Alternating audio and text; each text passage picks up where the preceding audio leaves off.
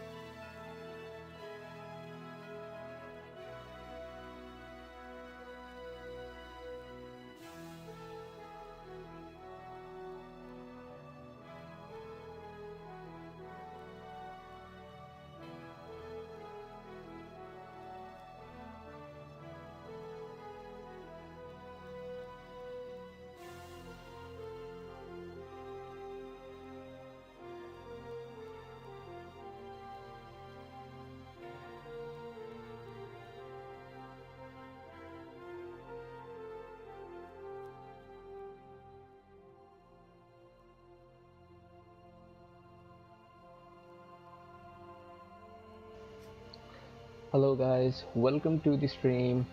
Kron and I are back with a tournament finale from the LAT tournament which took place in 2018. A lot of you might not know because it was only for the LAT players, and you can see how many people participated. That's a lot of LAT. That's I did not even know that many LAT players existed. Oh, I mean, I think you look at that number of players and you think, wow, next tournament we have, I think LAT entered 4 teams, which is the most in Nomadium, but they probably have enough to enter, I don't know, 8, Maybe all 9, 16, 10? maybe all 16 teams could have a LAT player easily. Yeah, exactly. Okay. So, no, this is pretty cool though. I mean, I wasn't aware that this was such a big tournament. I like the way that, the LAT guys have structured this. They've got the noob category, the inter category, the advanced category, and then finally the pro category. And yeah, I mean, it looks like this all occurred. Do you know when this tournament played out? I think it was, so you can see the dates here at the bottom. It says around November and December, and they finished the noob and inter category before the advanced and pro. And I think there was also a prize pool. If I remember correctly, Blast told me there was somewhere around a $500 prize pool, maybe even more than that. Yeah. Okay. No, that's really cool though, and yeah, hopefully the LAT guys keep this up because it'd be nice for them to train in the background and get their skills up, and then obviously show what they can do because I feel like they've got unfinished business when it comes to what happened in the recent tournament with Nomadium. So Oh yeah, definitely. And I've seen 3 or 4 team registrations from LAT already in the standard, and these guys are doing amazing. I've seen Dragonio and Doko beat the Forwali team in standard, so that tells you that these guys are all pumped up for this next tournament. yeah, absolutely. I mean, what players stand out to you? Who do you think is probably the best 5 out of this whole category? So based on my experience with these guys, I've not played with all of them, but I would say in the group A, Snow, who is of course Azteca, probably even the best out of this of all the lads. Azteca is going to be great. Blast is going to be great, and Cazador. I have not had enough games played with Thor to actually tell him how good he is. Uberfly is also good, but I think he did not play. He was invited, but yeah, he did not end up playing at this. What's your say on the Group B? For Group B, yeah, I think Alucard is he's a really strong player. I'd say he's probably top five. Coco, personally, I think Coco is really really strong. You He mean hasn't top played. top five in the whole LAT clan, or just Group B? Because Group B is 5 players. I'd say he's top five in Group B at Okay, least, okay, okay. if if, if not better. No, I'd say look, if I had to pick my top five out of all the pro players here, and assuming that no one from the advanced was unfairly put there, and there's no pros that are sneaking in the advanced, I'd say yeah, Snow, um, Coco, Dragon Neo, Hugo, and maybe Blast or Alucard for the fifth.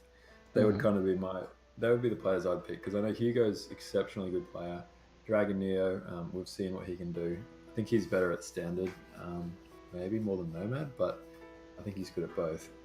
And then Coco is a player that I really respect.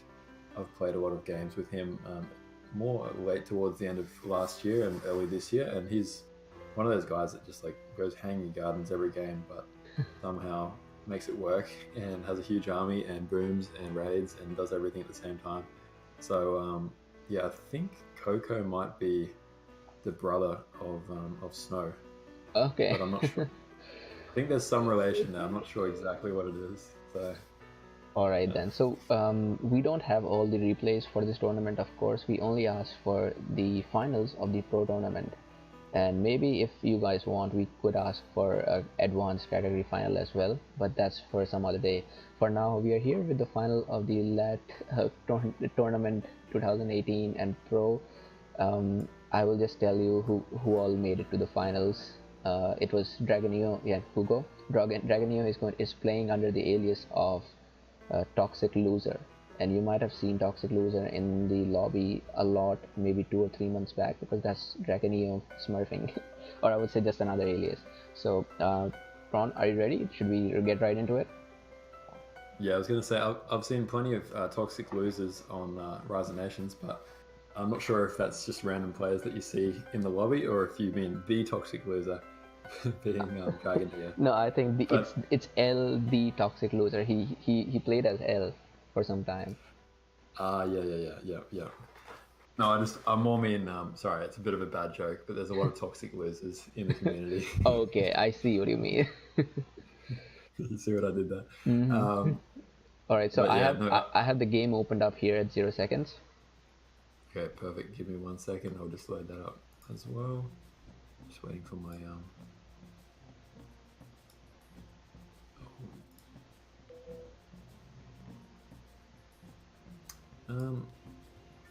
I don't know why. Oh, sorry. I'm just having a technical issue for 1 second. I think my Hmm. Steam's not logged in. That's probably the problem. That would help. But in the meantime, Jitin, I'm just like to say on behalf of anyone who's watching right now, Hmm. your haircut is looking sharp right now. Thanks, man. Yeah, I just got it yesterday, and yeah, it feels good. You know what? I didn't know that in United States you have to uh, like make an appointment before going to the barber. It's really strange here. I don't know. Is that the same in Australia?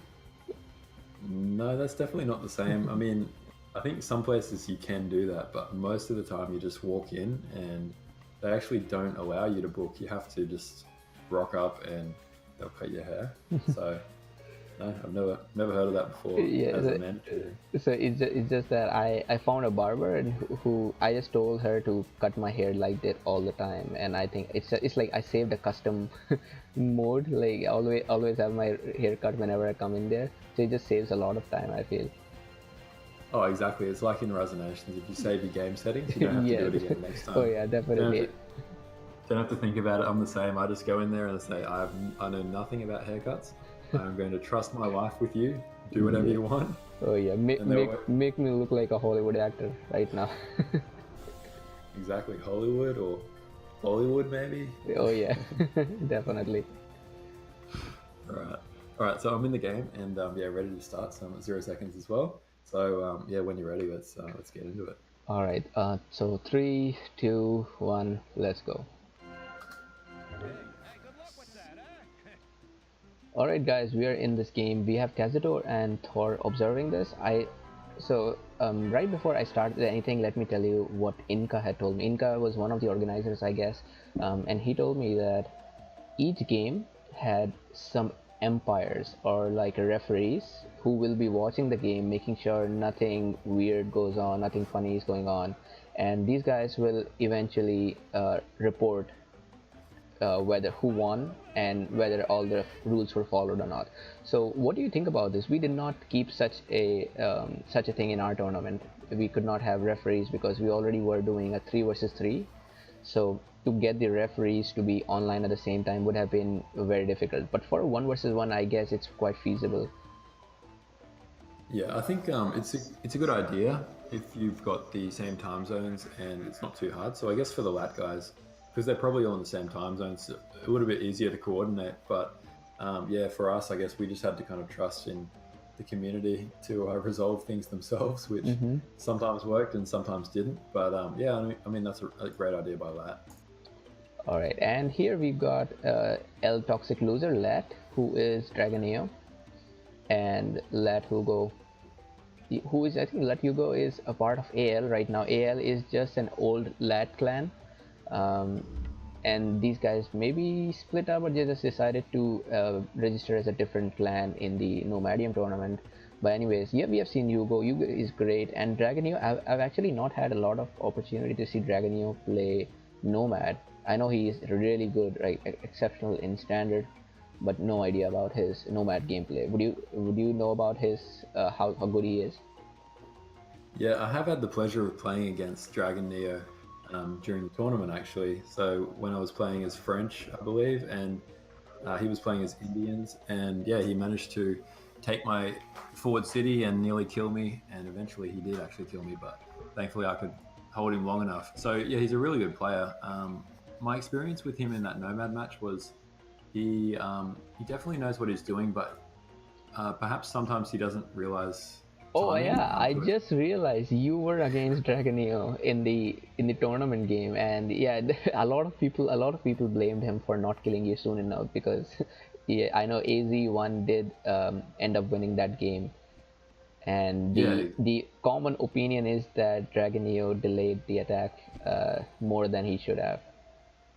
oh, exactly. And I'd like to say, it was my professional defending skills, but in reality, I think it was definitely a case of he could have attacked me and killed me a lot earlier, and I probably wouldn't have been able to hold it. But yeah, he basically sat back, massed up, 5 or 6 elephants, I think, before kind of moving on. And And yeah, in yeah, hindsight, I think I remember you had your spies set up right there, waiting for his elephants to come in. exactly. I was following my own advice. Build spies when your back's up against the wall and you've got elephants charging you Right. down. Wasn't that the same advice you gave me for Age of Empires? Like spam monks and hope for the best. Spam monks and hope for the best. That's exactly, and you followed that advice, right? I saw you Yes, building I did monks. end up losing that, but I guess it's just because of me being an Age of Empires noob and nothing else. Well, you got to get those relics anyway in AOE. So they're called Oh they're yeah, called relics.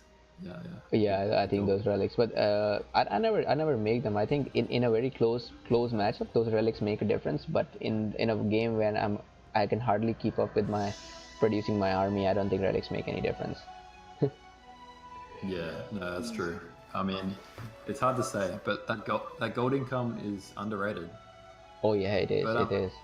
I know a lot of pro players try to like the ones who actually compete in the tournaments. They try to get relics as soon as possible.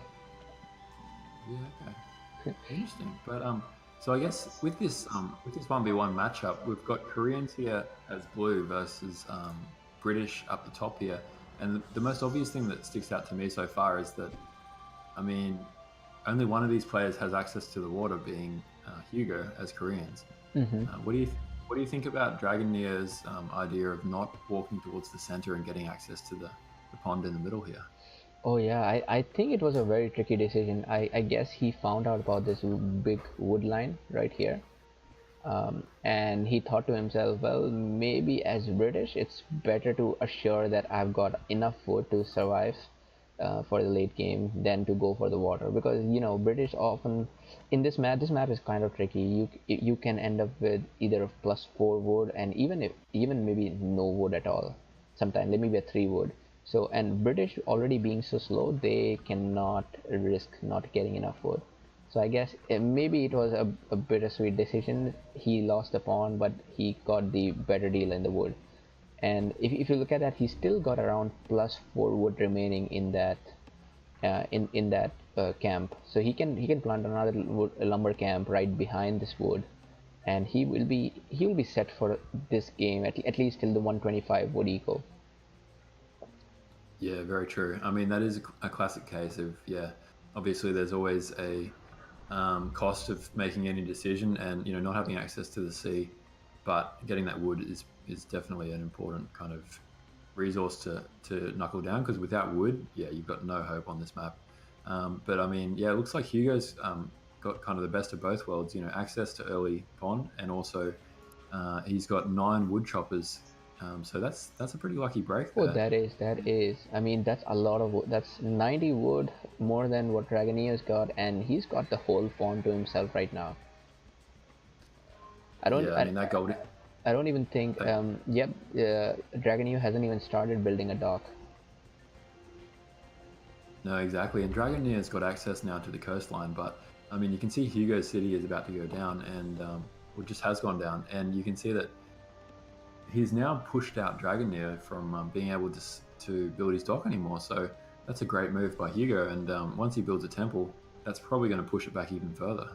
That is, and in fact, you know what? If I was LAT Hugo and this was a final tournament, I may even try to get a third city right in the first game. Just make sure I completely cut off Dragoneer out of the water. And because it's Koreans, I mean, Koreans can spam towers all they want, just defend for enough time that they can return from that shock of getting the third city, and and then after that he's going to have all this wealth to support him for the rest of the game. Yeah, definitely. I mean, that's pretty much as you've seen probably in games on Pond. Yeah, once you get the water, it's pretty much GG, unless you're playing against Inter, in which case it's definitely not GG. But Oh that's yeah, I feel that, man. I've yeah, seen yeah. that game. Oh man, I don't want to talk about it right now. But I mean, one thing I would like to see Hugo do here, if he can, and who knows, he might do it in a moment. And that's now that he's got his military and his Koreans, is to go up and basically build a tower that directly fires upon Winchester, Hmm. because generally speaking, even if normally if your opponent spots it, they can garrison 2 citizens and they'll fire arrows and it'll stop the construction. Hmm. But when you're Koreans, like there's no such thing. You can basically sit there and just build it with impunity, and unless there's heavy infantry that are sitting there ready to take it down as you build, it'll pretty much guaranteed to go up. So I'm not sure if he'll go for it or not, but I'd like to see that happen Oh if yeah, I mean, somebody. tower right now would be such a great choice, especially because the temple gives you a +1 range. So it right now, if you look at Hugo's city, he's got a range of 11 compared to uh, Dragoneer city, which has a range of 10. So it's actually possible for Hugo to complete his city, his tower, and start reducing Winchester without even getting any retaliation from Winchester. Because if he plans it right, he can make it just enough to be out of range. Oh right, and that's you might have just taught me something I didn't know, but if he builds his tower facing Winchester, does that mean that the tower gets extra range because of the So temple? I know because of the temple you get extra range. Any towers or buildings in that city radius get the extra range. Oh wow, I actually just learned something, so thanks for that. Oh yeah, I and hadn't. another interesting thing, if you have the religion upgrade, you get extra range as well. So if you click on the temple and check the powers of religion, it says your city combat range increases by 2, and the same thing goes for the towers as well. Oh wow, I had no idea. My mind is blown right now, but that is awesome. You learn something in Rise of Nations every day. And yeah, I must admit, I always thought that was just the cities, but I didn't realize. Yeah, that's huge power. So as long as you build it within those borders, right? Oh yeah. You'll get an extra, potentially up to three range. Oh yes. Yeah, brilliant. Okay. That is really good. And by the way, talking about the nations, British versus Koreans is a common matchup. I, what would your favorite be? I think it's quite difficult to tell here because Koreans are really good in the early game. Let's say if Yugo, I wish Yugo did some militia raids because that's the favorite my favorite part about Koreans. You use militia to raid your opponent when he has absolutely nothing to counter them. And in fact, with Koreans, you can even do a fast rush, like get some siege units, starts just reducing the city, and then just run to your opponents with all of your militia. Yeah, exactly. I think militia rushes or militia raids are really, really useful, and it's something that you often do. I mean, I'll admit sometimes you forget to do it just because you're concentrating on everything else. You can literally do it as soon as you hit H2. So, um, and the other thing too is when you're playing as Koreans, often you just have too many citizens early on because you get those free citizens from your second and third cities. So Oh yeah, I yeah, think that's a great use to put on early pressure as much as you can with raids or with an early attack. definitely. And yeah, something again, as I said, I slightly lean towards British if I had to choose my favorite nation. But also remember, in this case, Hugo has all the advantage in the world. He's got amazing woodcutter camp. He's got the whole water to himself. Four fishes. It's already an uphill battle for Dragoneo. Yeah, exactly. I mean, I'd have to give definitely give Hugo the upper hand at the moment, just based on his map control alone. I mean, Koreans versus British, I'd say British, as you said, slightly better nation if I had to pick the two. But I mean, at the same time, Koreans are good for 1v1s because Koreans can repair, and you've only got one opponent, so it's a different dynamic to a team game where if you're Koreans in a team game, sometimes having a defensive nation like that just doesn't help your overall team strategy. Whereas if it's a 1v1, you know exactly what you can do. You can sit back, play a defensive style if you want to, and you've only got the one guy to worry about.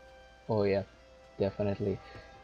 And something else to know here. I mean, toxic loser or Dragonio has got Obsidian here. He also just found out about Die, and yeah, not to forget that he is Despot. So uh, I would say a good choice. Despot is a good choice for the British player. The only thing is he is lagging behind in terms of knowledge just too much. Look at that. It's 85 knowledge versus 12. Yeah, that's huge. And I mean, effectively, what that means is that the clock is ticking for Toxic Loser right now. He's in a bit of a tough spot here because, firstly, he needs to make something happen because he's going to be way behind in the ages. He doesn't have any gold income coming in aside from what he can get from his Mm-hmm. caravans and his markets. And he's got two markets, which is good because that's what you need to do when you don't have any other wealth rares coming in. But yeah, he's in a tough spot because he needs to make something happen here. And you've got Hugo as Koreans, and Koreans are just such a great defensive nation. If Hugo wants to, he could spam another 2 or 3 towers. He could definitely afford to. Oh yeah. And coming up against 3 towers with a Korean player there who can just sit there and repair, it's pretty much impossible to get through. Oh yeah, definitely. And I mean, look at that second Civic already for Hugo. Hugo is placing his city behind instead of getting it in front. And I would think getting a city in front, maybe close to Obsidian, would be a superb stroke because that would permanently deny Dragonio the water forever. Like he won't be able to get back on water ever. That just means the water is reserved for Yugo for the rest of the game. And thanks to being Koreans, he can get all the militia and the instant like the repair, the damage less repair, and the towers to help him survive for a little longer. But now Yeah, exactly. look at that. That's third city that is completed from Dragonio gives him enough space to start getting on water. Yeah, I mean, I completely agree. I mean, whenever you play as Korea, I just love the fact that they're such a defensive nation that you want to build your cities in the most awkward positions possible because you're not concerned about getting doubled or getting attacked quickly. You want to build it in those spots, and he could have built it near Obsidian there, and I feel like that would have been effectively like GG because there would have been no access to the water for Toxic Loser, but Oh yeah. there is a slight access to the water at the moment. It's Yes, not very there big. is a very small access right here. Yeah, so let's see if he does decide to build his dock there or not. But I mean, that would be a big move, just getting his dock up, even if he's not going to keep that territory forever. Because I mean, I'm sure there's going to be a temple going down at the bottom, which is going to push that border back a bit. But yeah, he needs to try and get access to that water somehow. Oh yeah, definitely. Again, something to highlight how strong British are in terms of wealth collection. Look at that. Right now, Hugo has got a wealth income of 71 with 3 cities and two caravans and 4 fishing ships, compared to Dragonio, who doesn't have a single fishing ship, but he's already getting 94 wealth income. It's like he doesn't even need water. He's got the taxation though. Yeah, I think it's that cheap taxation, and that's something I often forget. But when he plays British, you get 50% off your taxation, so it actually becomes worthwhile to really invest in that early. And he has got good coverage of the map too, so that I think that definitely helps in smaller games like this in 1v1s. Your taxation actually gets multiplied quite a bit more. So yeah, that's quite fascinating though. How the hell does he have more wealth income than the guy with 4 fishing ships? I guess it's the taxation upgrade and the double income on taxation, as you said. But still, Yeah. that's kind of overpowered, man. Like I wouldn't expect him to be out booming in terms of wealth already. Anyway, Hugo has got this lookout in just the right place. I really like the positioning of that lookout. Yeah, that's really well played, and he has got attrition as well. Obviously, with Despot, it's not doing as much as it could if it was against a senator, but it's still every now and again the units are falling outside of that circle, and they are slowly going down. So it makes it a little bit harder for him to raid in more than one location. Oh yeah. And yeah, it's a wonder battle right here. I mean, not exactly a battle, but Colossus and Hanging Gardens both going down. Um, Here, Yugo is about to age, but Dragoneer will need some time because if you remember, he was way behind in knowledge production early on. Yeah, I mean, you look at the knowledge incomes now, and you've got about 80 knowledge income for Toxic Loser versus about 150 for Hugo. So the longer this game goes on, as soon as he can get to age 3, which it looks like he will be able to, you'd think that Hugo's going to be in a good spot moving forward. Oh yeah, definitely. And if you look at their, of course, knowledge incomes, Yugo has got double the income from Dragoneer. So there's no doubt he's going to reach gunpowder age a lot sooner than anybody else. I mean, than Dragoneer. The question is, will Dragoneer let him age or not? Yeah, exactly. I mean, Dragoneer, he's done a good job getting that Colossus. I feel like he needed to do something like get a Colossus or get some kind of wonder because in the absence of doing that, his long-term prospects aren't very good. But I feel like at least with Colossus, it does give him a way to make this game work for him in the sense that the population cap is never going to worry him. He can Mm-hmm. basically mass a huge army and possibly, even if he didn't have as good technology or upgrades or armor as what Hugo has, he may at least be able to have a unit advantage in numbers and just try and get a nice good engagement, which could Oh yeah, potentially win the game. definitely. And yeah, that extra population limit, the extra cap for wood and wealth, they are definitely helpful in this case, and especially for British, because British are known for spamming archers, and wood and wealth is that's exactly what you need um, if you're a British player. Yeah, exactly. You might as well spam the best units they have. So, once you get enough longbowmen, it just feels like with Obsidian too. At that, like that's the perfect rare to have as British. So, yeah, I'd like to see, if Dragoneer can just keep spamming those longbowmen and just get a nice death ball, it's going to be tough for Hugo to deal with that.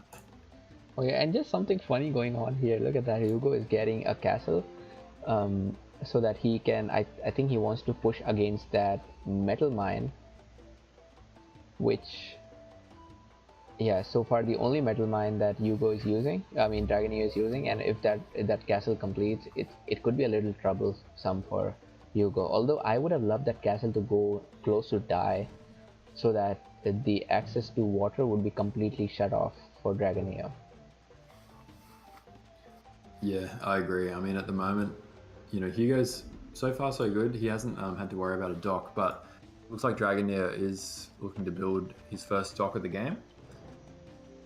Oh yeah, and that could change everything potentially, because if this dog goes up, that means now Hugo doesn't have the monopoly over water. Yeah, exactly right. And with that Colossus, I'm sure that's going to help his wealth income to try and get some fish out there because he's going to get 30% more than what he would otherwise. So there's a big incentive for him to fight on sea and try and take back that ocean. Oh yeah, and yeah, Hugo here has got these three ships waiting for a dock to show up, and I think it's a very good idea. You should always, if you have the power of water, you should try not to give it up. Maybe even if it requires you to spend that 3 population limit, it's completely worth it. Oh, definitely. And I mean, I think this is more just trivia facts, but yeah, with those ships, they actually take up 2 population cap each for the triremes. Hmm. So that would be Oh, so does that'd be it? five. I didn't know that they take 2 population limit. Yeah, if you click on the dock and then you put your mouse over Hmm. the little hotkey, you can see that there's 2. Oh, you need to turn advanced settings on, otherwise it won't Oh show. man, I didn't But know that. What all things take 2 population limit? I guess siege takes 2 population limit. yeah, I think it's siege as well. I'll just check. Yeah, siege takes up 2, and I believe triremes, but that's the extent of it. I believe everything else is only 1. Oh man, Oh, and then elephants might be 2 as well. I'm not sure about elephants. okay, it's quite strange. Did you just see what happened? Hugo sent his siege to attack Winchester, but he did not send his army as well. That was a very bad idea. He just ended up losing his siege for nothing. Oh wow, yeah. I mean, nicely done by Dragoneer, capitalizing on that. Perhaps he felt like he could, ungarrison his troops and just surprise, but maybe he was distracted and just lost his siege for nothing. And that's a huge setback to, siege is so expensive, especially when you're saving up metal, and there's not a great deal of metal on this map. Looks like he's got plenty of mines though, because it's only 2 players, but Oh yeah, he does. still, He does have plenty of mines, and he's got a pyramid as well. Now, something I need to point out here is that Hugo is actually almost ready to age to gunpowder. If you look at that, he's just going to finish his science. He's got an amazing eco, amazing wealth and knowledge income there, compared to Dragoneer, who doesn't even have, yeah, who doesn't even have a science 2 yet.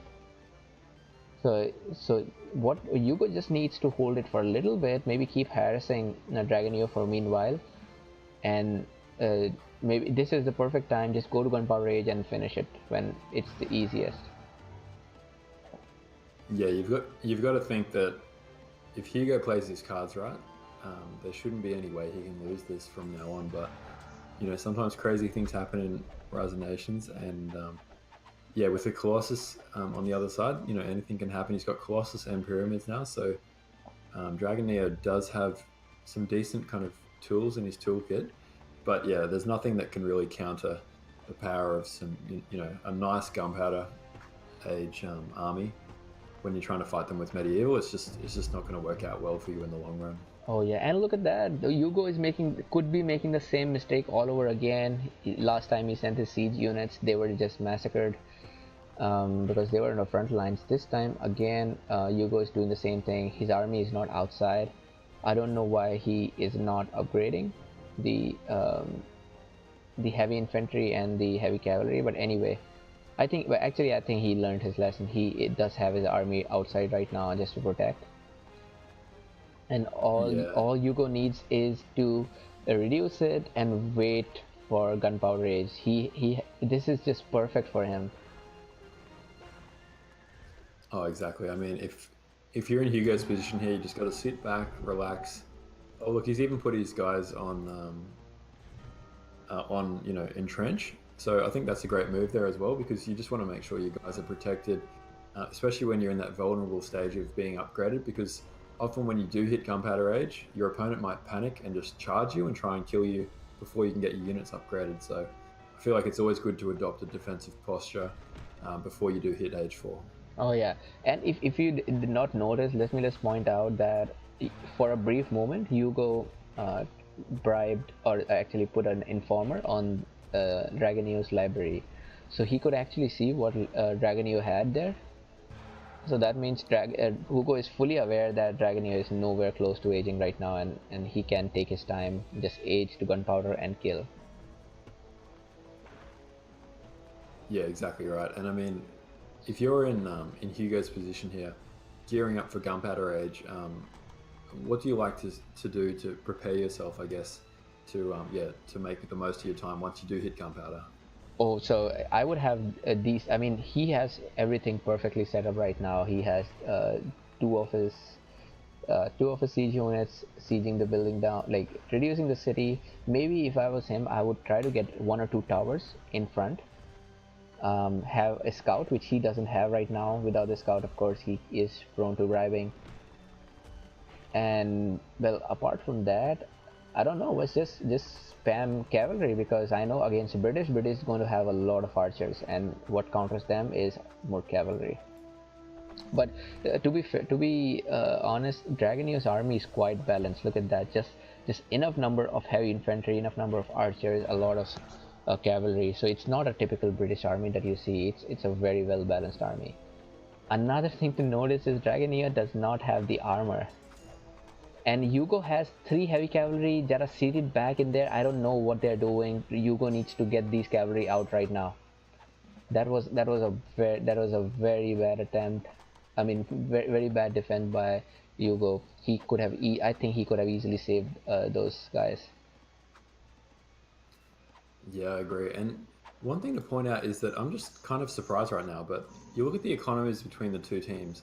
Hugo's definitely got a huge tech advantage, but as far as income coming in, suddenly Toxic Loser, despite the fact he hasn't used a single fish, now has the same knowledge income as Hugo does. And Hugo's obviously got the Hanging Gardens, so that's a huge deficit to come back from. Oh yep. And I mean, Hugo has got a fourth city, if you know, through pyramid. So he has 28 scholars right now, plus the literacy upgrade. So it's all working out for him. With that extra library, he is making 59 knowledge, which almost nullifies what the Hanging Garden is giving. Yeah, very true. And you can see that that's the power of Colossus and pyramids as well in this circumstance, because especially with Colossus, gives you the ability to spam as many scholars as you want, without tying yourself down in population and reducing the size of your army as well. And actually, what do you think of this move on the left hand side? Though a bit of harassment from Hugo, trying to get that tower and then kill off that wood Oh near yeah, that castle. I really like that idea. The only thing is, Hugo had a big momentum going on at that time when he was reducing that city, but he just lost it. And look at that. As a result, Dragoneer is going to be aging very soon. So Hugo has just lost that age advantage that he had a while back. That's a lot of waiting. I don't think Hugo should be waiting that much. Yeah, I feel like if he does need to consolidate his army and make them, because at the moment it does seem like Dragoneer is bossing him around a bit. Dragoneer's got the bigger army, and being despot, I guess, helps with cheaper units in the long run, and having Colossus helps too. But I mean, I feel like Dragoneer must have had some pretty good trades too. I'll check the military stats. You can see that Dragoneer has killed 22 units and only lost 12.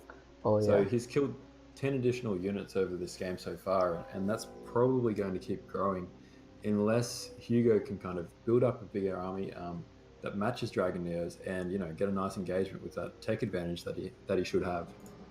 Oh yeah, for sure. I completely agree with that. Hugo should have attacked right now. I have no clue why he's waiting.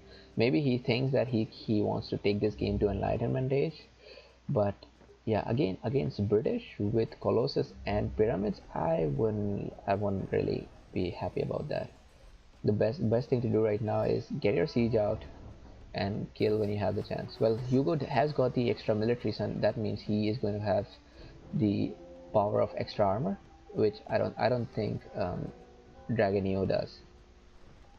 Yeah, that armor's definitely going to help, and I think that's what he's been waiting for at the moment. But I must admit, if you had to compare the two imbalances of being gunpowder versus non-gunpowder, or being gunpowder with an extra armor versus another gunpowder army, Hmm. I feel like it's better off using that gunpowder advantage. Oh It'll yeah. definitely help having an armor advantage, but Hmm. it's just not quite the I same. completely agree with you. I think Hugo may have delayed that attack just too much. Look at that. He's even getting an extra civic. No, he is not planning to attack right now. Yeah, there's some nice raiding going on that wood line, and that'll definitely be a thorn in Dragoneer's side for the time being. And some nice work by Hugo in the center as well. Pond, he's got some cannon ships. I'm trying to look at the Spanish translation here. The Barso Bombardero, which is Oh yeah, Barco Bombardero. Yes. that's the coolest thing about casting these LAT games, being the Spanish Oh yeah. translations. Oh man, and look at Dragoneer's army. He's got a amazing huge army here compared to Yugo. Yugo is just sitting back trying to boom. But as I said, against the British with all those wonders, no, I don't think it's the best idea in the world.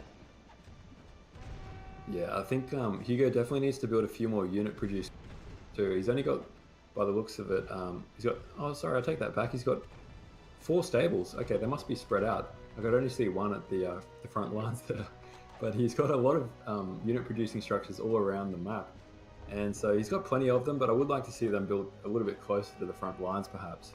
Oh yeah, and Yugo is building that stable next to Jacheon, because he wants to. He's going to raid there.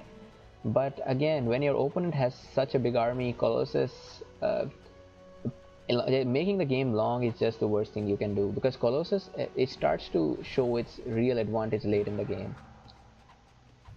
Oh yeah, absolutely. I mean, yeah, the longer the game goes, more the combination of the population limit and the wealth income of being 30%.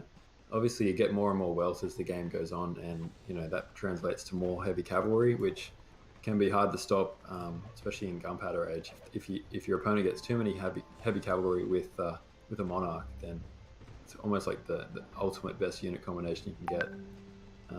Pikemen are just too slow, and they just die too easily to gunpowder units. Oh yeah. So the question is whether this game is going to go into the Enlightenment or not, because I would say it's safe to assume that Yugo is going to be the one reaching Enlightenment first. But right now, if you look at Dragoneer's army, he's the one with an awesome, amazing, huge army. Yeah, that is massive. And I mean, how many units does Hugo have to defend here? He's got a lot of horses in the stable, so maybe he's just Yeah, hiding them to not give away the size of his own army here. yeah, But I, maybe, but I don't know, man. It still doesn't look as anywhere as good as Dragoneer's army. And thing is, I feel that he's not ready for it, because um, he wasn't expecting this. He has his army split up, and already that he doesn't have Colossus, he is splitting up the army is is not a very good idea. no, exactly. I mean, he needs to get all his units back right now because from his point of view, all he needs to do is just hold off. He's Koreans, like it's the perfect defensive nation. He just needs to sit back, entrench behind that city with all of his units, tech up to Enlightenment age, and then finally strike back then.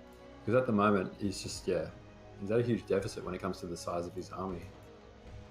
Oh yeah, and look at that. Our Dragonio has also got the armor, so they're literally on the equal footing right now, both with Monarch, both with extra armor. Yugo had lost all the advantage that he had early in the game. I really like that raiding unit that's coming from behind, but I don't know, against such a massive army from Dragonia, I would be very careful. Yeah, I mean, the only thing I'd recommend that Hugo would do here is just target that woodcutter camp, because just killing the woodcutter camp there, it just dramatically reduces the wood income for Toxic Loser, even if it's for Dragonair, just even if it's just for a couple of minutes. That's a huge decrease in wood, given that there's such multiplier effects in place with the lumber camp and so on at the moment. Oh yeah. Oh, Oh, does look like there's an engagement there. I Yeah. guess this could be the final. This could be the final engagement, and Dragoneo is Hugo is getting his units out one by one instead of all being out together. That could be bad. His stable is not producing anything right now, and he just lost his monarch. Somebody lost his monarch. Oh no, I'm just kidding. I didn't. I thought somebody did, but anyway, Yugo is countering that really well at this moment. But still, he has only a single stable here. I would really love him to have another stable, because it looks like he will be able to fight this off. Yeah, I But mean, so far so good. I mean, I'm pretty impressed. I didn't think his army would do as well as they have been so far.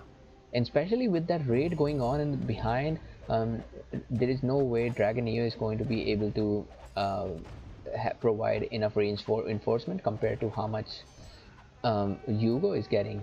But Yugo is just short of a stable, or maybe no, he does have a stable. He's just not using it. There's nothing coming out of that stable for now. Yeah, the problem for Hugo is that he's got 4 stables, but they're all like spread out across the map. He's only got one near the, and if he had those 4 all just behind that front city, he'd be able to reinforce so quickly here with just spamming, Oh heavy yeah, cav.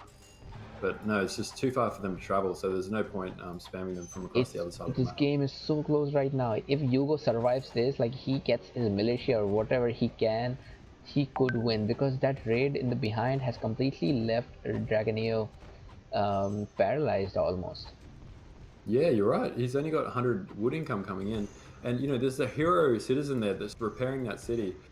Every time that Dragon Neo thinks he's got the city, it's just Oh this yeah, hero citizen's just sitting there chopping away, trying to get it back up. oh yeah, yeah. I can see that. That's amazing, man. Like all the villagers coming back. He could have a little more towers here to help, but anyway, it looks like Dragoneo has an edge in the terms of number of units. Man, And even his ships are like getting in on the action there. You can see the cannon ship firing bloody massive cannons, killing those archers bit by bit. It's not doing a great deal of damage, but still, every bit counts. oh yeah, it does. And 5 bombards from Dragoneo, oh man. He knows that the Koreans can repair, so he just built up such a massive explosive firepower here, slowly Uh, taking out every building that's in his way. He has already taken out 1 stable, 1 barracks, so it's just a matter of time before Dragoneo can kill. Yeah, Yugo has done a great job with his boom. He's got what 1800 knowledge in his. But I guess it's time for Yugo to stop worrying about this raid going on in the background, because if he loses the city, that's it. He is still yeah, sending more units behind, and I will not recommend that. oh, exactly. I mean, he needs to make something happen here because he doesn't have enough units. And if he loses this city, like it looks like it's pretty much what's just happened there. That's not a good spot. He's on the back foot now, and to somehow get an army going. Boo is asking where the hell are the suits. Well, we only got the suits for yeah for the tournament. I rented it. I'm kidding, but yeah, Exactly. but no, yeah, it's for the Nomadium tournament. If this was a final, we would have the suits for sure. Any finals live, suits are compulsory. Yeah, we had to invest the donations into those renting Yeah. those suits Oh yeah. just for the grand final day. So thank you guys for the donations. Obviously, the money is being well spent. Um, but yeah, I mean, geez, this game is very, very close. It's like this is the kind of game I would like to see in the finals of a tournament. Amazing. I can't believe Yugo actually fought this off. I thought it was GG for a moment. Yeah, exactly. I mean, Hugo did have to pull a lot of militia then, but I guess as Koreans, I mean, he should be able to get it back. He just needs to spam a few citizens again and get that mine back up and running. 'Cause everything else in his income's fairly decent. He's got 280 knowledge income coming in. Against, Toxic Loser has 250. So this is still on a knife edge here. Oh yeah, it is. It is. There's still a lot of units for Dragoneo, and Hugo has still not recovered yet from the last bruise he got. The funny thing is that he doesn't have a stable now here, so and he is still investing in that raid behind. Look at that, still another bombard, another more raiding units. This is not good. I think he just failed to balance his main army and the raid right there. Yeah, it's a tough balance, but I agree. I think in his position where you've got to take advantage, you just want to consolidate your army and not spread yourself too thin. And I mean, Dragonair is just trying to punch through here with. He's still got that despot bonus from early in the game, so all of still that much cheaper, that much faster to produce, in addition to his monarch now. So as this game wears on, he's just going to be able to spam out units a lot quicker than Hugo will be able to. And Hugo needs to compensate by building another 3 or 4 barracks probably just near his capital. Oh yeah. Es un buen juego, and yeah, Hugo says it was a good game, or it is a good game, but I guess this is just that thing you say before calling it a GG. Wow.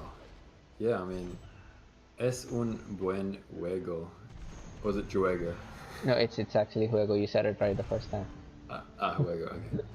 Brilliant. I can claim I can speak Spanish now. Yes, you can.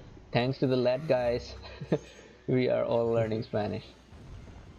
Exactly. I mean, you look at those units; they need to spam more arcabuceros, which is arbaquesias. Arcabuceros. Caballero Pesadas, aka Heavy Knights. Sounds a lot cooler in Spanish. Wait, Caballero Pesados. Yes, nice. And I'm learning some things as well, right here. Nice. Huarang Real de Elite. It's like real elite Huarang. Is that what they're called in Spanish? English? Like the irony there is, it's like a Korean unit. So I mean, yeah, why would Spanish people be talking about Korean? Yeah, right. Huarang Real de Elite. And then they've also got, if you look at Dragoons on the stable. Oh yeah, Arquero a Caballo. It's like archer to horse, something like that. Archer to horse. And then below that it's got Dragoons, just Dragon. Oh, just Dragon? Yeah. Oh yeah. Might be a Game of Thrones reference to Drogon. But, Oh man, yeah. Yesterday, actually, on the Discord Rise of Nations group, there was a discussion going on about Discord about Game of Thrones. It was fun. You really? should join in as well. Yeah, dude, look at that. It looks like Hugo is just all in for taking London right now. He's like, I have lost my city. I better take his cap.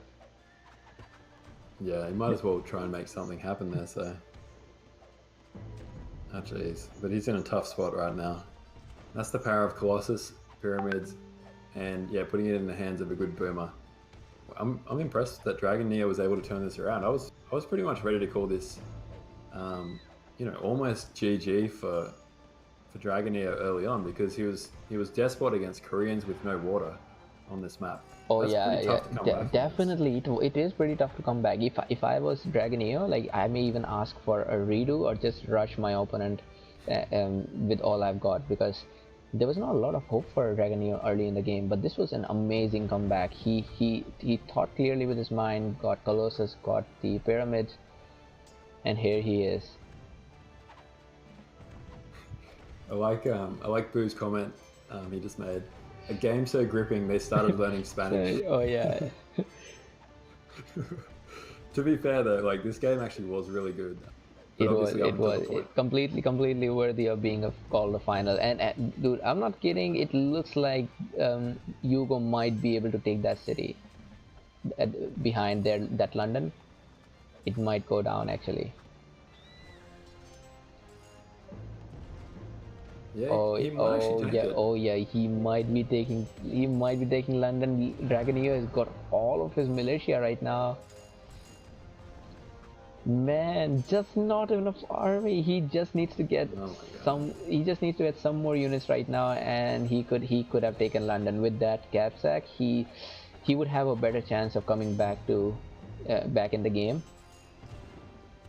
Jeez, that would have been what he needed to actually come back in this match. But yeah, without that cap sack, Okay, it's not over. It's not over. Remember, Hugo is going to Enlightenment Age right now. If he reaches Enlightenment Age, he will unlock Minute Men, free Minute Men upgrade. Minute Men are so good. They're extremely overpowered. I just love Korea in Enlightenment because of the free Minute Men upgrade. yeah, I don't know for sure. Maybe I've been pronouncing it wrong. Pronounced it as Minutemen, but Oh, is it who knows? Minutemen? It could be. I don't know. I just call them Minute Men. But We should get Minutemen sounds accurate as well. Minute would Minutemen. sound like they're very tiny people. I think we've got. I think Boo is the resident, history expert here. So I'm going to refer to Boo. If you can let us know what the correct pronunciation Yeah, of yeah. that How do you say that unit in is. Irish, Boo? I wish I Oh. could try an Irish accent, but it's going to fail miserably, and it'll sound like something out of a cartoon. But Definitely, man. Look at that. That militia is standing at the dais like my die. Keep your hands off my die. It's so funny, man. Look at that. That guy is like, you better not take my die. is he a Minuteman or is he No, a it's a militia, just a but now he's a Minuteman. He just threw away his whatever that raking thing he had, and he's like, I'm gonna get a gun in us- that case. oh no, he's a miliciano, Yeah, Miliciano, probably the Minutemen equivalent. equivalent. Yeah. Wow. The El Monarca is closing in on this city, and Oh this is yeah, not looking good for the. it's all about who gets whose capital first right now. Dragoneer is an age behind. He is aging though, but yeah, he is aging. He may be able to take Seoul compared to Hugo taking London right behind that.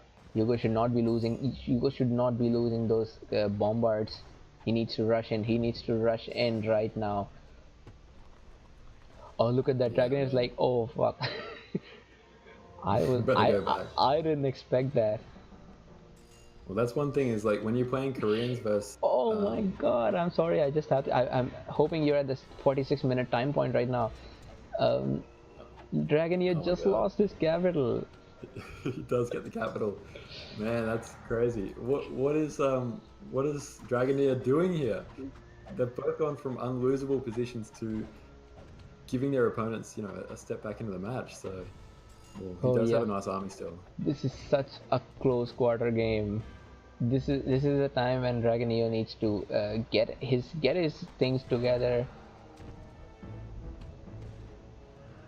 Yeah, that's the thing is like it's frustrating when you play against Koreans because trying to kill Koreans is like, trying to kind of stamp out a cancer on the map because they're so easy to repair those buildings. He's got that castle on the left-hand side. It just it's tricky. You can't just siege it and get rid of it. You've got to worry about him repairing it in the background. So that's a pretty good move there by Hugo. I got to give it to him. Down and out for the count. Oh But yeah, it took the hey, cap and running away. He's also got his food income back on track. Um, this could be the turning point we are looking for.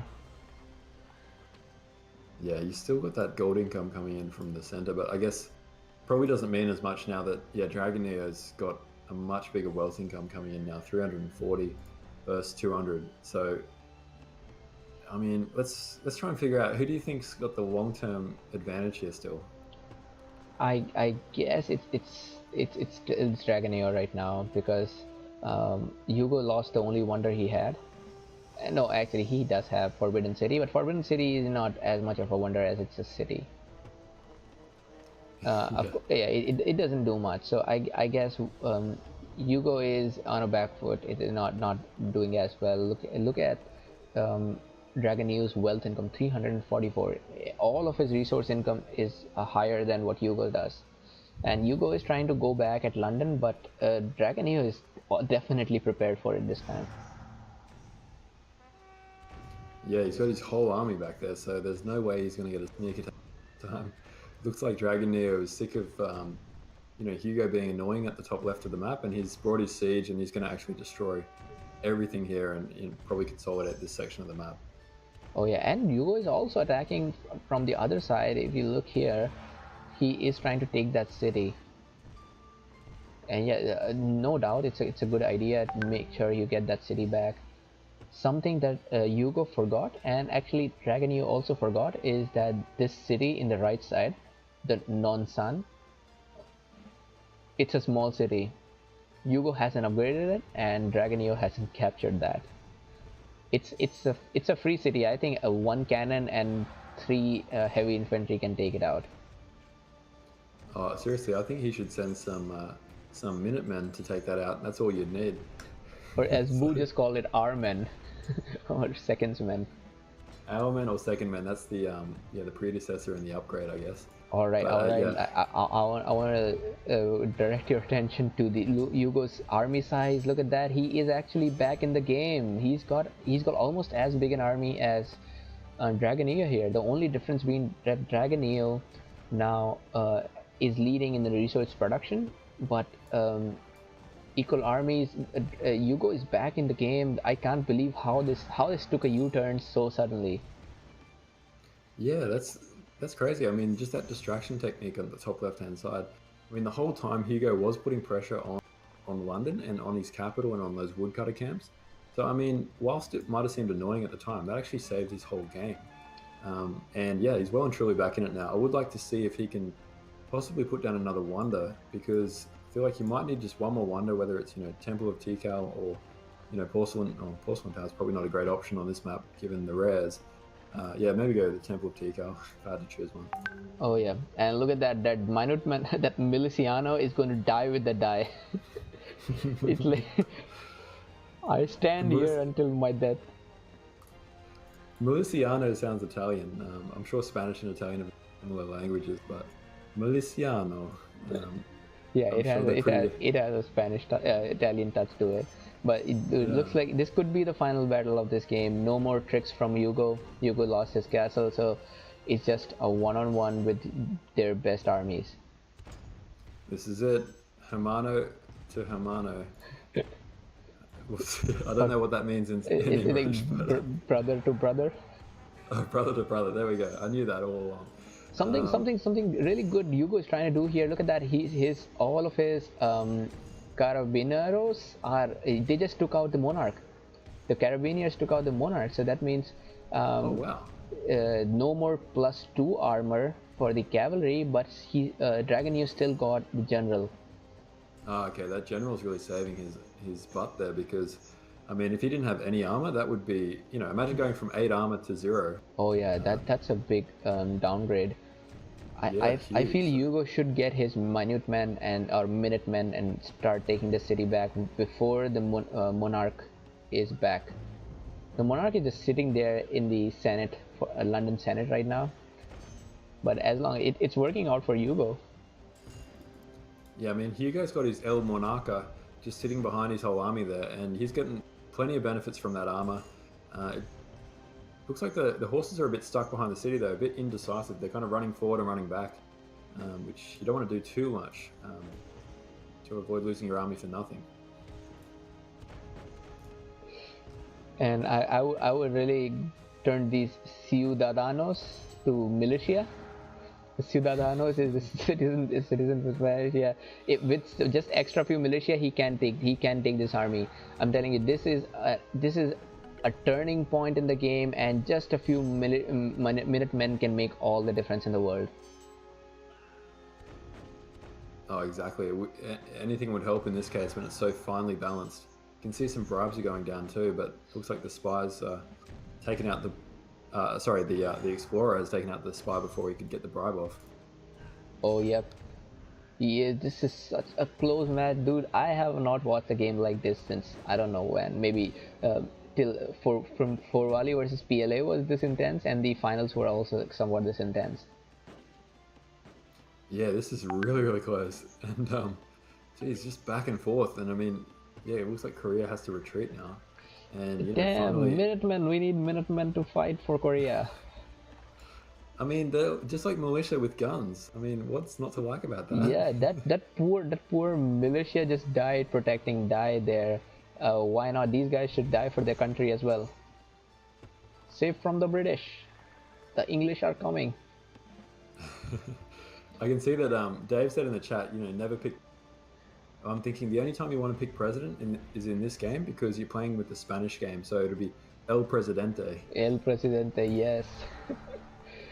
Oh my God! Look at the villager army that Dragonio just spawned. He left his villager production to infinite queue, and he just has a population problem right now. But do you think he did that on purpose to get the Minutemen so that he can send them to the front? Well, let's see. He does not have the Minutemen upgrade, so I doubt that was the intention. But since he already has these, instead of a purge, better to just turn them into Minutemen and use them. Yeah, exactly. You might as well. I mean, his population is still only at 144 out of 175. He's not going to run out of pop cap anytime soon. Might as well send him to the front lines and at least use him as cannon fodder. Oh yeah.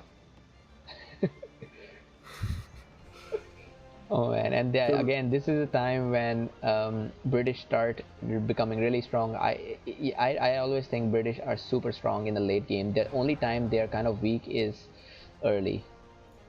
Early on when they don't have as many powers. Oh shit, Yeah. 7 cannons, look at that, 7 cannons all firing towards Colossus. This is epic. Oh my god. Epic, Wow. man. I love this maneuver right here. That's a And brilliant play right Suddenly Dragonio is pop capped. Amazing play right there. Oh dude. I just love this. Suddenly, no more extra population, but well, the British commerce limit, increased commerce cap is still there, but at least he won't be making huge armies anymore. there. Oh man, that's huge because what's he going to do with his army of Minutemen or militia? Oh, now they'll Or- have to go through a purge. They're going to have to be purged, I think. You're going to have to send them to the front lines and for as quickly as possible because you look at the pop caps now, you got 147. I mean, Hugo only has 116, but at least now he knows that once they fight, they're going to be on an even footing again.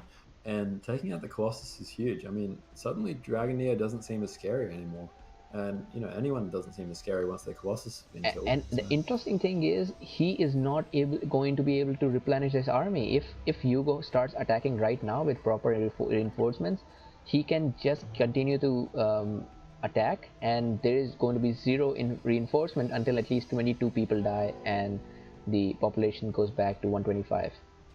This is perfect, just the perfect thing Hugo wants right now, and Hugo needs right now. Oh, look at Dragoneer! He just purged every single citizen. Look at that. This is Plague Rise of Nation edition. Oh my god, the Black Plague has hit, and this is 16th century Europe right now. Wow, but at least he'll be able to build units again, and he's now got a population of 150. Oh yeah, he just got the extra military, and yeah, glad he did, else this would be GG for him. Yeah, exactly. So, and he's got the Angkor Wat as well, which what wonders have we seen here? Did anyone build Temple of Tikal? No, nobody did. So cost of barracks reduce. Actually, Angkor Wat is amazing. It gives you cheaper unit production. I actually never realized this was an actual wonder. I mean, it's pretty rare for a game to get this far, so especially in Nomad. So I mean, that is kind of an interesting one. Yeah, I didn't realize it was quite so strong. Yeah, I thought it was just like Temple of Tikal. I almost forget about wonders late in the game because I feel they don't matter as much, but it looks like it does. Hugo has a big army, probably the same size as Dragoneer, maybe even bigger than that. So this Angkor Wat can make a lot of difference. Cheaper units, so more production going on. Yeah, that's huge. And so what else does it do? So let's quickly read it out. So we got increases your metal gather rate by 50%, raises your commerce limit for metal by 100. So that's basically the same as Temple of Tikal except the metal version of it. And then it says cost of barracks, stable and dock units reduced by 25%. That's really, really strong. That's really strong. Wow. Honestly, I would like to have increased metal than increased wood, because the with the metal you can spam heavy cavalry a lot, and heavy cavalry are the strongest units in the game, no doubt. Yep. No, I agree. I mean, if you're ever up against an army and you see too many heavy cavalry, that's where you get scared. Whereas if you see too many infantry, you're like, okay, well, no big deal. I'll just build more heavy cavalry and kill them. So. Oh man, you guys taken the city again. This is going crazy. Both of them have almost the same knowledge income.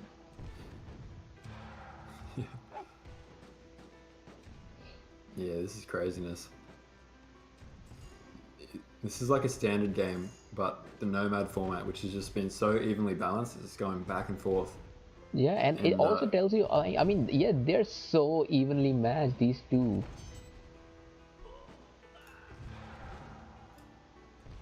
yeah, I think we might be seeing some aircraft here at some stage soon, the way this game's going. Definitely. Dude, who makes seven? I know he just had 8 siege units a while back. Who makes that many siege? Oh man, it's so much fun though when you get siege units and they're actually not sieging, they're just like blasting the enemy and just making them blow up from a distance. Oh yeah, Yeah, it's so satisfying, right? gives me great satisfaction. Yeah, exactly. Now something that Hugo needs right now is some stables. He's got he's making everything with using a single stable. He just forgot about the other stable. And British being British, they are going to spam those Highlanders. What are those called? Highlanders Escoceses. I don't even remember what are these called in English now.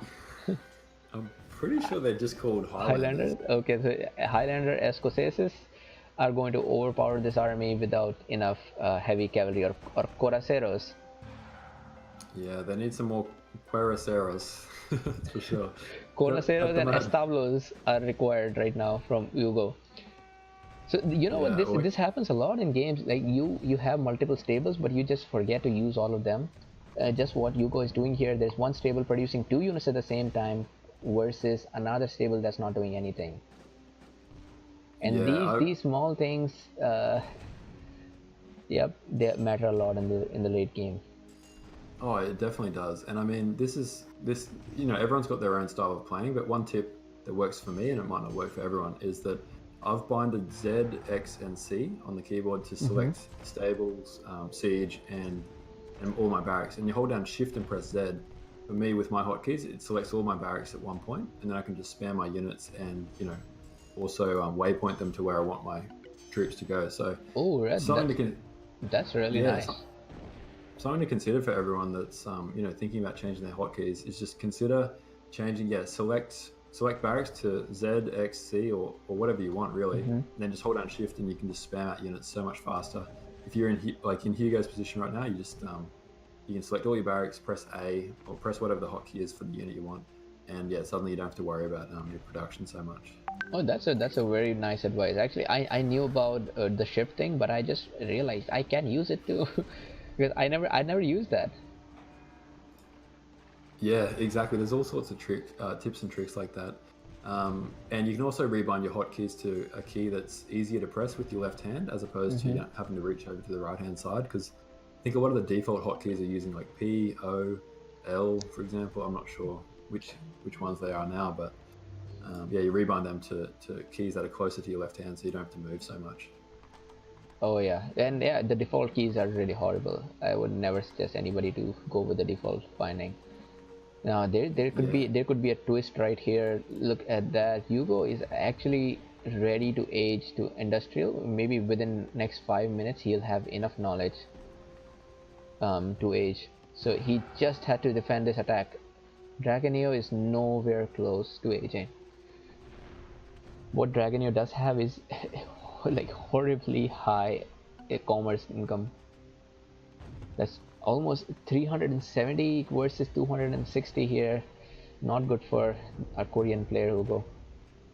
Yeah, it's not good for Hugo at all. I mean, from his perspective, he's lost all of his wood choppers, and I mean, he must have just got some back up and running then. But I feel like he needs to try to at least max out if he can on his commerce cap of 300 there. Oh yeah, and there's an engagement. We need Minutemen. Minutemen show up right now.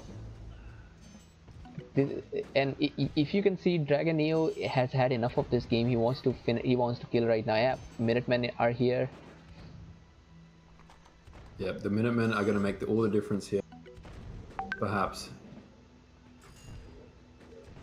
I Yes, mean, they're they definitely will. They helping. will. They are helping a lot. Without Minutemen, this city would be taken already by now.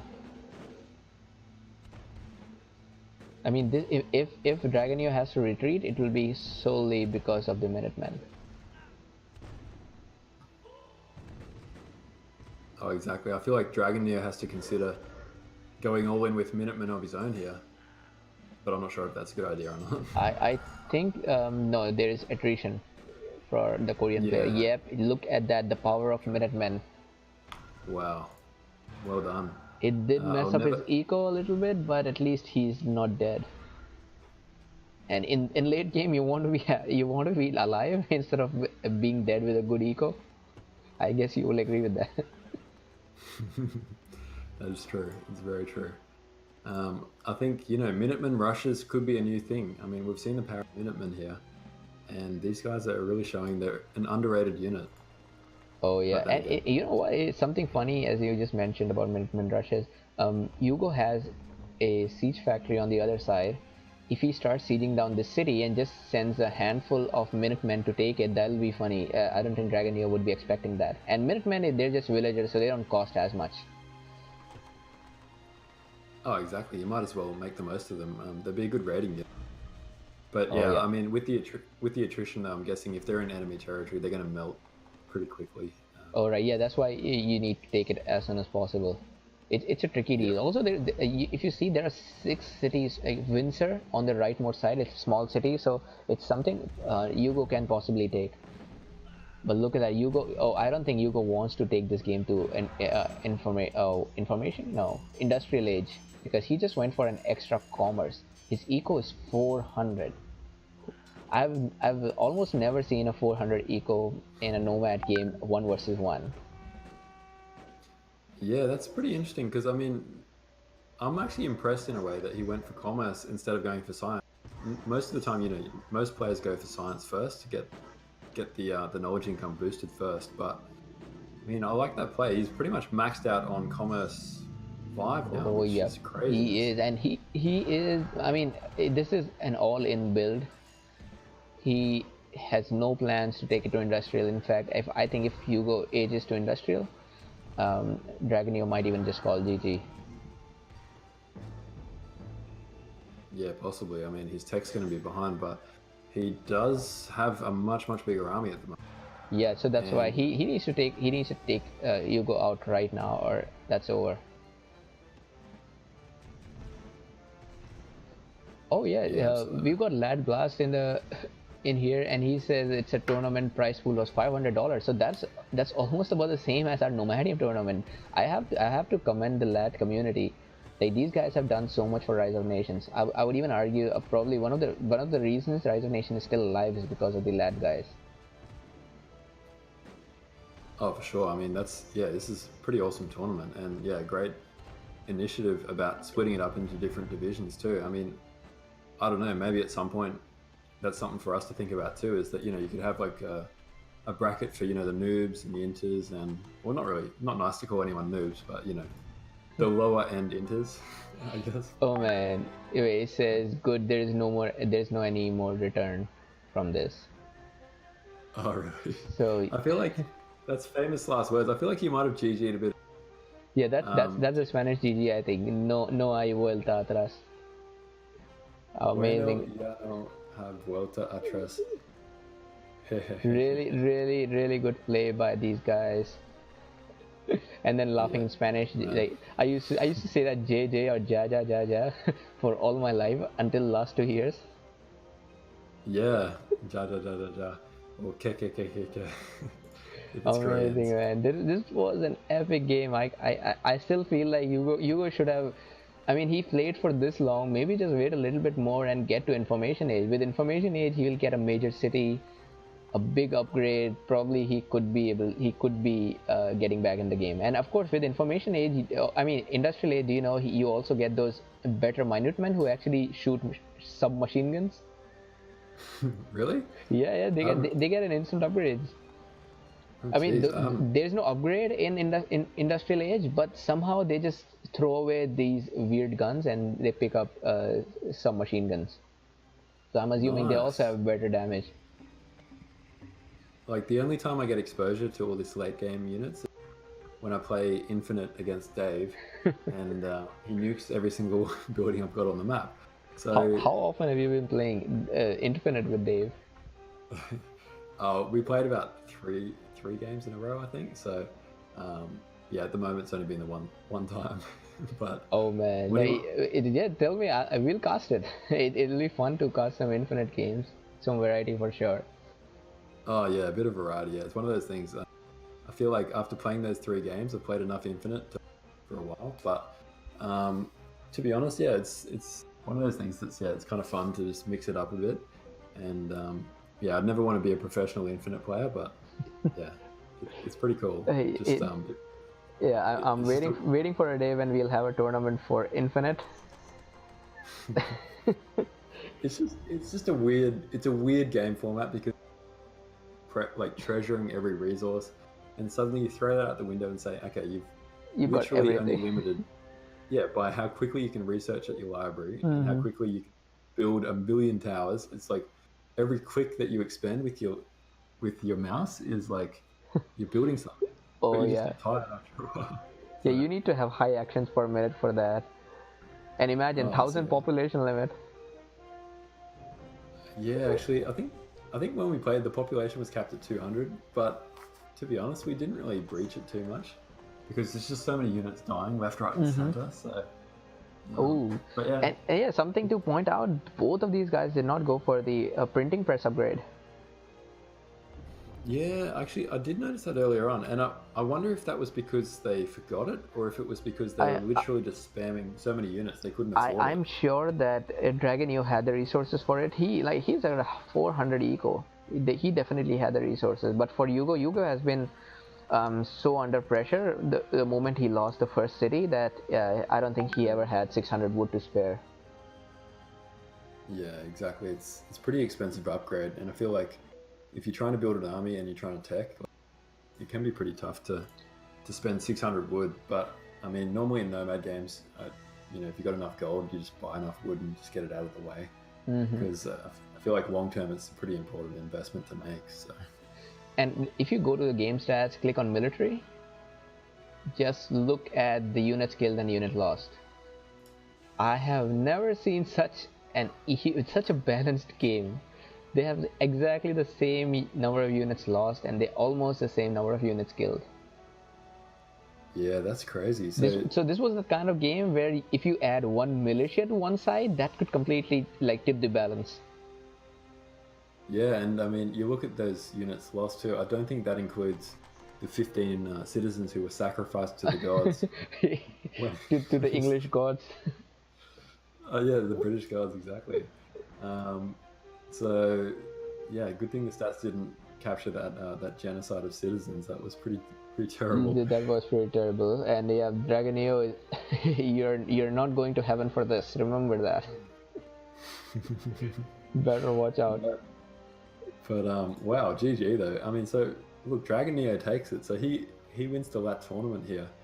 And yeah, Wow, he does. So what a this was again, anybody missed that? This was the final of the pro category LAT tournament.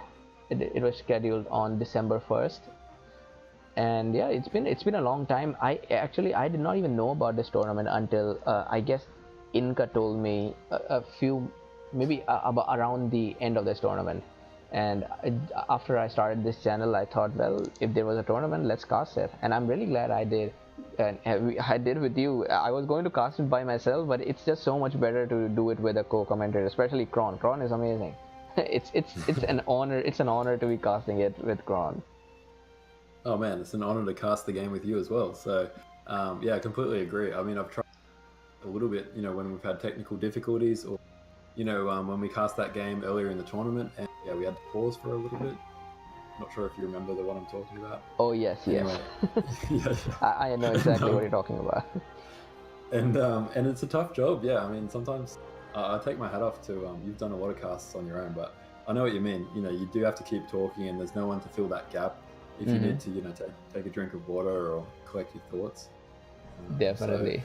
So, yeah, no, this was definitely a good game to cast in the usual style we had, and you know, it's a grand final of what looks like a pretty well organized tournament here. So, yeah, it's definitely And worth.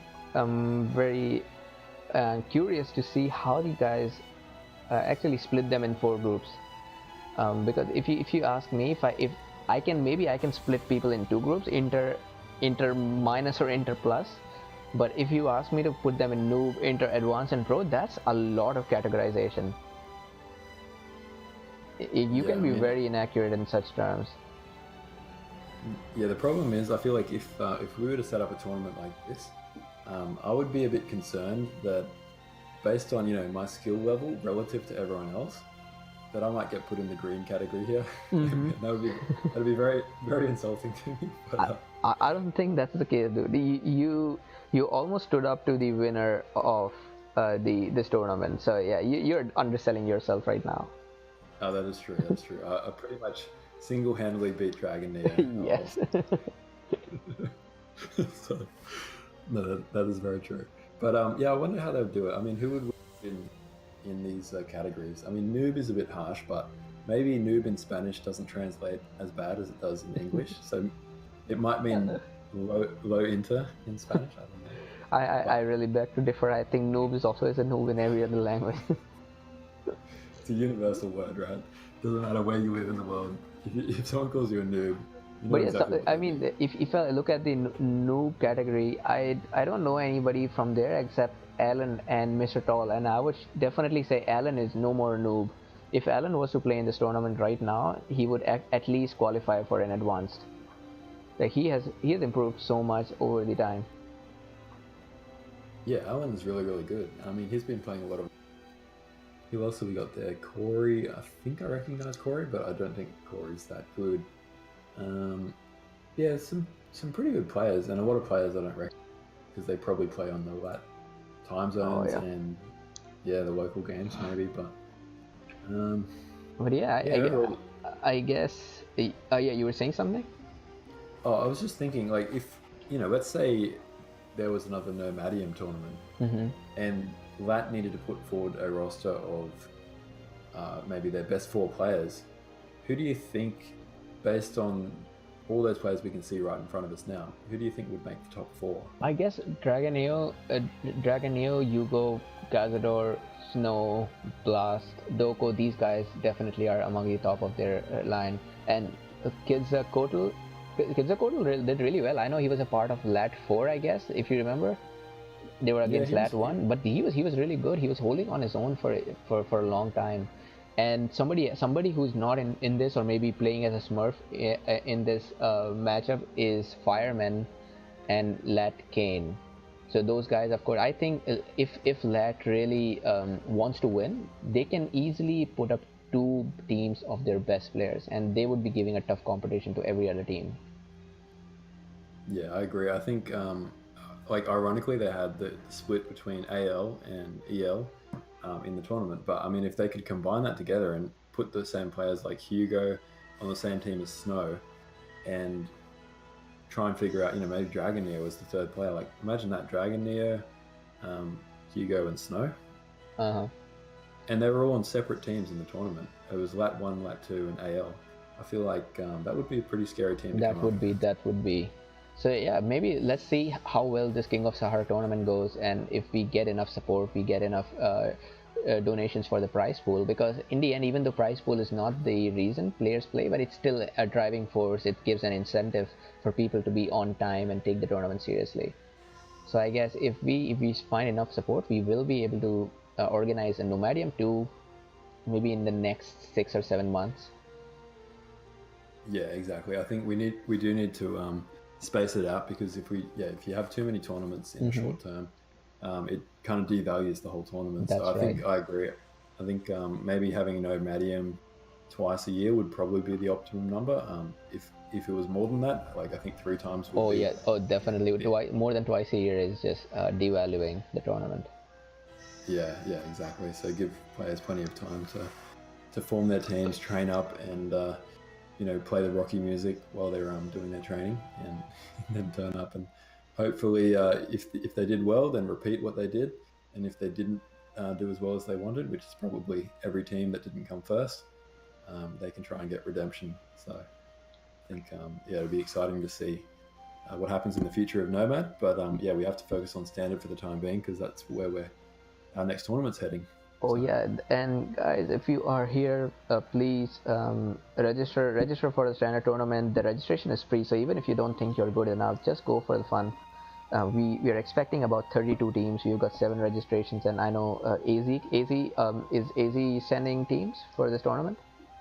Yeah, we'll definitely be sending teams, and we just haven't actually registered yet. But there's a lot of teams and a lot of players who are definitely going to play and just haven't got in yet. So I'm expecting there'll be like a minimum of 16 teams, possibly more than that, signing up. And once it gets close to the deadline, I think we'll see a flurry of late registrations. So can you remind everyone what day registrations are due to close? I guess it's about. Let me quickly open the form right now, so I can show it to everybody. So I guess this is the display. No, it's not display. Yeah, here is the display, and we've got the King of Sahara tournament, 7 registrations so far, and the tournament's scheduled to start at 24th May. So if I remember correctly, before 24th May, like 23rd May is the last day for registration. So we still got a month, and I want to give enough time for everybody to make sure they're comfortable, since only a player. It's a tag team tournament, so you don't have to look around too much to find a lot of players. You just need to find one partner for yourself.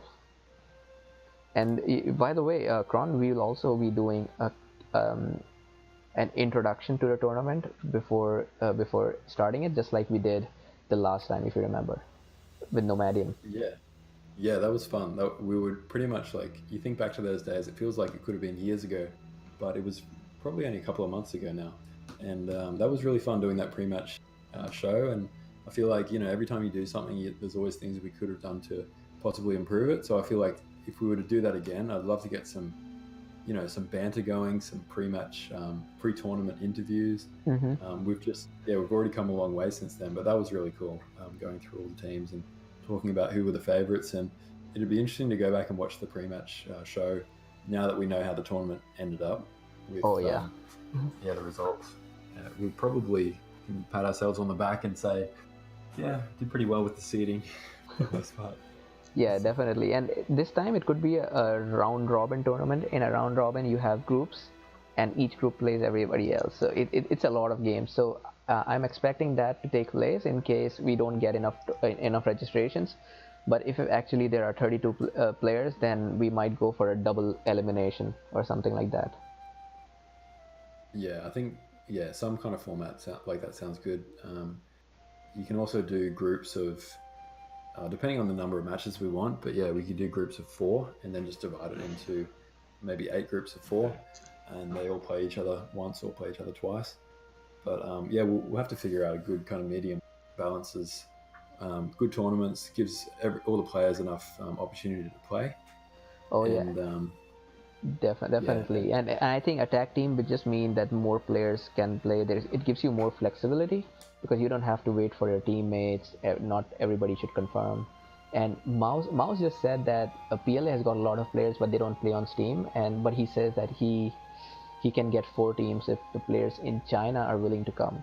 And I actually played with some Chinese players in my game. If you remember, PLA 2 versus IND, which was cast by you and Spiridon. Yeah. And to be honest, there wasn't any lag, so it's actually a viable option. These guys didn't lag during our game, so I'm completely comfortable with them playing here. Even if they're not as good, it's just for the fun, just for representing their clan. Yeah, I'm trying to get another team for Ind as well. Let's see if I can find players. I guess Young One told me that he might be sending 2 or 3 teams from AZ. That'll be amazing. Especially Kron, I've seen you play. You're amazing.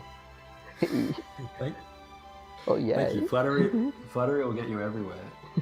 Um, yeah, no, I think standard would be fun, and yeah, I think I don't know what the AZ teams will look like yet because there's so many different options and so many different combinations.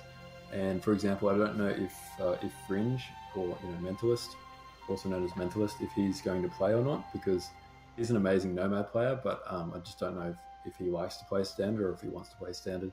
But you've got Young One, who's a really good player in any format. You've got Ayuzaki's a good standard player. You've got Abu, Lelouch is his other name. He's really good at standard too. And there's another guy who's just joined our clan. His name in Steam is XXXXX. Oh yeah, I've played with him in standard, and I guess he's pretty Yeah, decent for a standard player. he's So, not too bad. Like he's relatively new to. He hasn't played a lot of Ron compared to most people, but mhm. he's like one of those gamers that's just like professional at everything he does. Like he just plays it and learns the game, and he's just so good. And he used to be a professional CS player, like really really good Counter Strike player, which is a much harder game. Or I mean, not harder game, but it's much harder to get good at that, considering there's just hundreds and hundreds of thousands of people that play CS. Oh yeah, So oh yeah. And yeah, if you're saying that he's not an old player, then he definitely is too good for how many times he has played, because I played with him recently, maybe yesterday or day before, and yeah, he did give me a tough competition there. yeah. I mean, and he's only been playing for the last, and probably didn't play for 6 months before that. So I think he's one of those guys that if he knows a tournament's coming up, his skill level will just like rise so quickly, like week by week. That yeah, I might ask if he can be my 2v2 partner. For sure, So man. I'll be looking forward to it. yeah, no, that'd be good. But who do you think? Just curious, very early stages, but who do you think are the dream team of standard? Who would be, if you had to pick, if I said I'll give you $50 if you pick the winner of the tournament, who would you pick? So yeah, coming here. Wait a second. Yeah, coming to this, so far I can only judge based on the number of people who have registered. You know what? I have not seen a single team that has the highest potential. So let's look at each of the teams that have been registered so far. Um, EL has registered, and I guess Dave and Sims are really good. Dave is one of the best standard players. Sims is also great, but I have seen the Sims is not in his best form right now. So I don't know if this could be the best team. Of course, it's always about it's if it's his day or not. Sims plays sometimes really good, but he fluctuates a lot. But Yeah, then next coming to Ind, I've been playing standard very regularly, but Amaya was away for a long time. So it depends whether Amaya can get back in his form or not. Because in his prime, he was amazing. He used to beat me almost every time. So I cannot bet whether he can win. It will all depend whether how good he becomes if he practices enough. Then Thor and Dragonio, you have seen Dragonio. Dragonio is amazing. The only thing is I have not seen Thor play standard that much, so I cannot comment on this. yeah, true. I haven't seen him play standard ever. I don't think, and he plays a lot of games. He always plays Nomad, and even when he plays Nomad, Thor's a great player, but he's just solid, reliable. He's usually nothing special. He's not a player that's got any X factor. Mm-hmm. Maybe I'm being harsh on him, but yeah, I'd say Dragon Neo, Dragon Neo paired up with Snow, for example, like Azteca, that would be a force to be reckoned with. Oh yeah, definitely. And Azteca, if Azteca plays, of course his team, whichever team he is a part of, is going to be overpowered for sure. Then in LAT team 2, we've got Doko and Alan. I've seen Doko play, he's awesome. But Alan, I have not seen him play standard. I know he's been practicing a lot lately, but I do not have just enough information about him. Then LAT Yeah, there'd 3 be has got Coco and Vastalord. I have never seen these two play standard. So again, I'll say not enough information for me to judge. yeah, I think that's fair. It's hard to judge Coco. Coco's a great player. I like him. I think he's a really good player, but I haven't seen him play standard, and I haven't seen him play much wrong for the And last few then months either. LAT team 4, Cazador is superb. When I'm playing with Cazador, I always go all out. I cannot rest back and boom. because I know Cazador is the kind of player who is going to come with heavy raids. So definitely a great player. But Bob, I do not know how good he is in standard, so I cannot say. So far, what I've seen is LAT has got a one really good player in each of their teams, and the other player I'm just not sure about it. So I cannot guarantee how good these are going to stand in this tournament. But in the last, we've got PLA, and PLA, we've got Mouse. Of course, you have seen Mouse beat me 2 times consecutively in the best of 5 and the best of 3 series. So of course, everybody knows how good he is. But PLA TNT, I know that he's at least an Inter Plus players, but still not enough information to say whether he'll be in the top. I recently heard that Mouse might be teaming up with Linky, in which case their team can stand out to be one of the top contenders for this tournament. So Mouse and Linky easily worthy of winning this tournament, but everybody else, it's going to be quite tricky to say.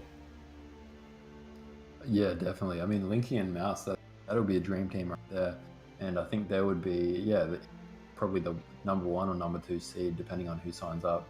But if assuming they do play, but if I mean, what about Red Bull? I heard that Red Bull. Oh yeah, I just forgot. So as I said, I'm just talking about the teams that are registered so far. So that's why I didn't talk about him. But Red Bull and Kage, they're going to be an amazing team for sure. Kage, Red Bull. I mean, Kage has appeared on my channel a few times recently, and he has had really bad days, not performing the best he can. But Kage is actually really great. So their team is also a potential winners for this tournament. Then we've got Momo. I don't know if you have much information about Momo, but Momo is an amazing standard player. I would argue he's a way better standard player than he is a Nomad player. Really? No, I didn't know that. I've never seen him play standard before. Oh, Momo is one of the oldest standard players I know. He has played so many games, and definitely whichever team he goes in, it's going to be overpowered. I have asked him if he can join in for this tournament because it looks like TGC is not participating, and if he joins in, maybe if he or I don't know. It's just all speculations right now. If Immaculate says that TGC is playing, then definitely Momo is going to stay in TGC. I mean, Immaculate just said in the chat, speak of the devil. He just said Momo will play. So maybe Momo is playing. Maybe Immaculate can clarify, but obviously after the tournament, we can see that the clans changed to 1MA instead of TGZ. Is that the whole clan have pretty much come across, or is there any story behind that? About what again? With TGZ, a lot of the players from TGZ have joined or created a new clan. Oh yeah, 1MA, right? Yeah, so I think the best person to answer that is going to be our own Immaculate. Immaculate, if you have any information about that, please let us know. If TGZ is being dissolved, or maybe there's a fraction of TGZ going to 1MA as the professional players. Yeah, and Dave just said in the chat, in Muhammad just sounds wrong. Yeah, I think he's going to stick with Momo for sure. And Dave said 1MA is Immaculate for short. Well, actually, I don't know if he's kidding or not, because I actually would believe that unless Immaculate clarifies. Well, I thought about it for a while. 1MA, one man army, is. Oh yeah, one man army could also. Yeah, that makes sense.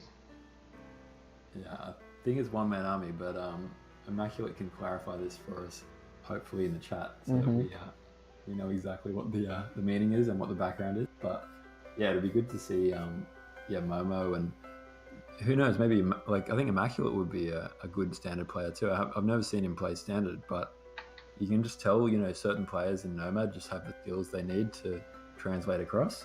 So I think I guess it's one man army. And for everybody watching this, I'm just going to drop the donation link for the tournament. If anybody is interested in donating, please go ahead. Remember, this is this is the way how we have been running our tournaments.